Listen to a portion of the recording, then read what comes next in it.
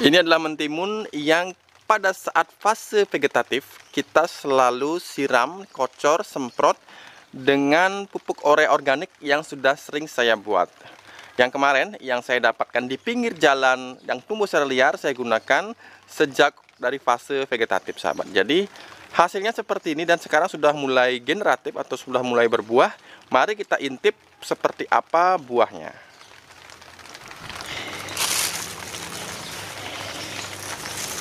Nah, sahabat bisa lihat. Nah, ini sudah ada satu buah mentimun, ukurannya cukup besar, akan tapi ini masih bisa tambah besar lagi, sahabat ya. Kemudian di sini juga ada mentimun. Kemudian di sininya sangat lebat, sahabat. Juga di bawahnya, sahabat, bisa sahabat lihat. Nah, seperti ini. Dan ini murni pupuk murah, sahabat ya, yang saya dapatkan di sekitar lingkungan kebun saya. Jadi bagi sahabat yang suka, silahkan terapkan metode pertanian murah seperti ini.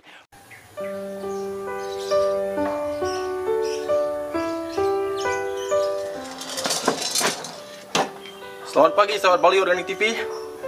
Pagi ini, semen dari sore kemarin, kita dikejutkan dengan kabar mengenai musibah yang menimpa pesawat Sriwijaya Air ya. Jadi saya harap sampai saat ini saya masih mengharapkan sahabat kita, saudara-saudara kita yang menumpang di pesawat itu bisa selamat semuanya. Semoga tidak terjadi sesuatu yang buruk. Dan kami, keluarga besar Bali Organik TV, juga mengucapkan doa yang terbaik untuk keluarga penumpang Sriwijaya Air yang kemarin mengalami lost contact. Semoga tidak terjadi sesuatu dan bisa diberikan ketabahan seperti itu. Nah, ini adalah persemaian bunga zinia yang saya semai sekitar 4 hari yang lalu. Sudah serimbun ini, sahabat. Sangat rimbun. Kemudian ini yang minggu sebelumnya. Jadi ini adalah contoh bagaimana persemaian yang sukses. Nah, kemudian ini adalah jeruk yang saya semai dari biji, sahabat ya. Ada jeruk saya makan, bijinya saya semai, sahabat. Ini juga jeruk, sahabat ya. Nah, kemudian ada srikaya yang saya juga semai dari biji, sahabat. Ini sudah tinggi besar, sahabat. Jadi ada banyak saya semaikan srikaya karena kebetulan di kebun saya ada srikaya. Kemudian saya makan dan bijinya saya semai seperti itu, sahabat. Juga srikaya. Dan di sana ini pun srikaya juga, sahabatnya. Jadi kemudian di sininya, nah ini adalah juwet, sahabat, atau apa ya, jambu keling, atau banyak orang menyebutnya jamblang, kalau nggak salah jamblang atau juwet. Kalau di Bali disebutnya juwet, sahabat. Ini juga saya semai dari biji, sahabat. Nah, kemudian yang lebih spesial lagi di sini saya juga menyemaikan tanaman hias pucuk merah, sahabat ya. Saya juga semai dan juga tumbuh seperti ini, sahabat. Ada banyak saya semaikan seperti ini juga. Cantik sekali, walaupun masih kecil tapi sudah cantik sekali, sudah memerah ujungnya, sahabat. Ini menunjukkan bahwa hasil dari persemaian itu bisa kita gunakan juga. Nah, biasanya kan kalau sudah besar baru kita bisa bentuk indah seperti ini, sahabat ya. Akan tapi di sini walaupun masih kecil, karena saya semai dari biji, ini sudah bisa saya bentuk dan saya akan gunakan sebagai tanaman hias di sekitar dapur atau tempat makan saya, sahabat. Jadi benar-benar luar biasa.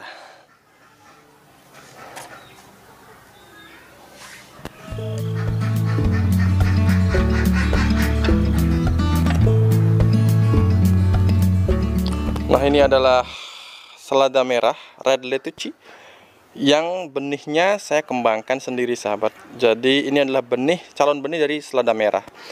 Kemudian saya akan ambil benih dari sini, kemudian saya akan tanam lagi seperti itu. Akan tapi ini belum mengembang, bunganya belum mengembang sempurna. Kita biarkan mengembang sempurna sampai akhirnya mengering, dan kemudian dari bunga yang mengering itulah muncul benih, sahabat.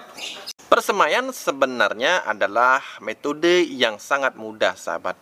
Jadi bagaimana ketika biji kita tanam, kemudian kita rawat sehingga biji itu tumbuh, kemudian kita rawat lagi sampai biji itu menghasilkan sayuran atau tanaman buah yang seperti yang kita harapkan, sahabat. Jadi sebenarnya ini adalah proses alam yang terjadi secara alamiah di alam bebas. Ini biasanya persemaian itu tanpa bantuan manusia, sahabat. Jadi biji yang jatuh dari atas pohon itu akan tumbuh dengan sendirinya. Kemudian apabila biji ini berhasil tumbuh, maka daya tahannya biasanya sangat luar biasa. Walaupun tingkat berkecambahnya apabila di tempat yang natural atau alami itu tingkat berkecambahnya tidak setinggi apabila kita bantu dengan campur tangan kita sebagai petani seperti itu. Akan tetapi apabila di hutan itu ada satu biji yang bisa survive tumbuh dengan sendiri, biasanya kualitasnya itu sangat baik, mampu bertahan dari segala macam stres cuaca, stres hama dan lain sebagainya. Nah, lantas mengapa banyak orang gagal dalam proses persemaian ini, sahabat? Walaupun misalkan berhasil, akan tetapi hasilnya tidak maksimal seperti itu.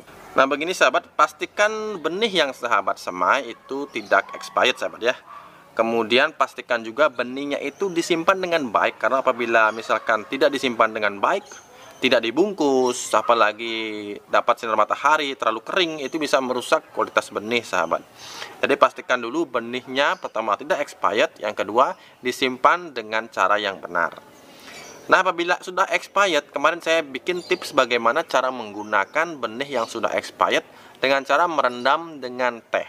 Nah, sampai bisa saksikan videonya di sini ketika saya menyemaikan tomat cherry dengan benih yang sudah expired, kan tapi mampu tumbuh. Hasilnya seperti ini, sahabat. Tomat tumbuh dengan baik dan subur. Nah, kemudian kesalahan yang kedua adalah ketika sahabat mengambil benih dari buah yang belum matang, sahabat. Ini biasanya banyak terjadi pada pembenihan paprika. Banyak sahabat kita yang menyemai dari paprika hijau. Padahal paprika hijau itu tingkat benihnya, kematangan benihnya itu masih sangat muda atau belum matang seperti itu. Carilah paprika yang berwarna merah atau setidaknya kuning lah. Saya lebih rekomendasikan warna merah. Karena di sini paprika dari hijau itu yang muda akan berubah menjadi kuning dan kemudian akhirnya menjadi merah. Seperti itulah prosesnya, sahabat. Kemudian kekeliruan yang ketiga adalah sahabat menanam benih dengan terlalu dalam, sahabat ya. Jadi mungkin maksudnya agar tanaman sahabat itu kokoh, bisa akarnya ke dalam media dengan baik. Akan tapi bila sahabat menanam dengan terlalu dalam, sahabat, di sini bisa mengakibatkan yang namanya terlambat sprout atau bahkan bisa gagal sprout, sahabat. Jadi sebenarnya idealnya berapa, Pak? Saya menanam kedalaman berapa? Sesuaikan benihnya, sahabat. Biasanya ketebalan benih menjadi patokan kita. Apabila sahabat mau pakai patokan ini, silahkan tanam benih dengan kedalaman minimal 1 kali ketebalan benih atau maksimal sampai 3 kali ketebalan benih, sahabat. Nah, inilah patokannya, sahabat ya. Jadi jangan menanam terlalu dalam. Kekeliruan berikutnya adalah sahabat setelah menanam menyiramnya terlalu sering atau terlalu jarang. Nah, ini sering juga kita temui. Bagaimana sahabat terlalu semangat menyiram benih sehingga benihnya malah jadi busuk seperti itu, sahabat. Kemudian juga beberapa benih sangat sensitif terhadap air. Apabila kangkung mungkin nggak apa-apa terlalu sering disiram, tapi jenis benih yang lain bisa busuk ketika sahabat siram terlalu sering. Begitu juga dengan penyiraman yang tidak maksimal atau kurang disiram juga mengakibatkan benih gagal berkecambah sehingga gagal sprout seperti itu. Kemudian kekeliruan berikutnya adalah menyemai di media yang hanya menggunakan tanah biasa.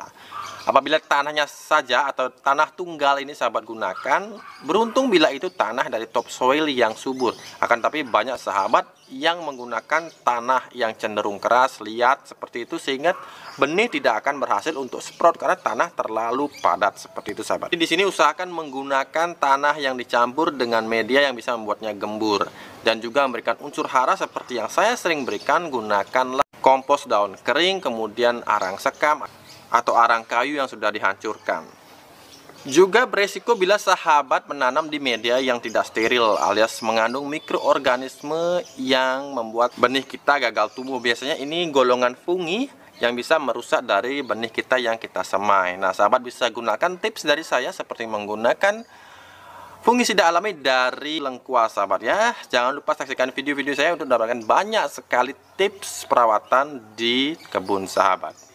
Nah, kemudian yang juga sangat sering dilakukan para sahabat yang baru memulai belajar menyemai biasanya adalah memberikan paparan sinar matahari yang terlalu luas pada saat persemaian, sahabat. Jadi begini, sebenarnya ketika kita menyemaikan benih itu sebenarnya tidak perlu sinar matahari, sahabat.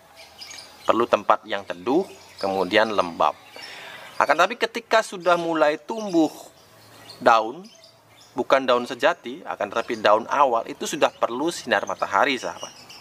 Ketika sudah ada hijau yang nampak, otomatis sudah memerlukan sinar matahari, sahabat. Kita bisa perkenalkan dari waktu 1 jam saja, kemudian sampai meningkat sesuai dengan usia tanaman yang kita semai. Nah, kekurangan sinar matahari ini juga yang menyebabkan sahabat benih terlihat kurus, tinggi langsing.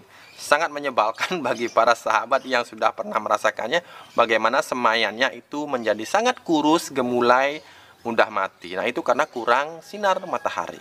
Kemudian pertumbuhan benih yang kerdil. Banyak sekali sahabat yang bertanya, Pak, mengapa pertumbuhan benih saya kerdil dan sangat terlambat? Nah, ini kombinasi dari media yang salah, benih yang mungkin kurang baik, juga penyiraman yang terlalu banyak, juga bisa karena kurangnya asupan sinar matahari. Nah, kombinasi dari sekian hal ini menyebabkan pertumbuhan benih menjadi kerdil, sahabat. Jadi sebaiknya kalau sudah tumbuh kerdil seperti ini, sebaiknya ulang untuk melakukan persemaian. Nah, kemudian hal terakhir yang perlu sahabat perhatikan adalah ketika menyemai jangan terlalu padat, sahabatnya. Apabila media sahabat bisa pastikan sangat subur, kaya nutrisi melimpah, mungkin kepadatan bisa dilakukan. Tapi apabila media semainya hanya biasa-biasa saja, tidak begitu subur, tidak begitu kaya akan unsur hara, sahabat bisa lakukan persemaian dengan menggunakan jarak yang renggang, sahabat.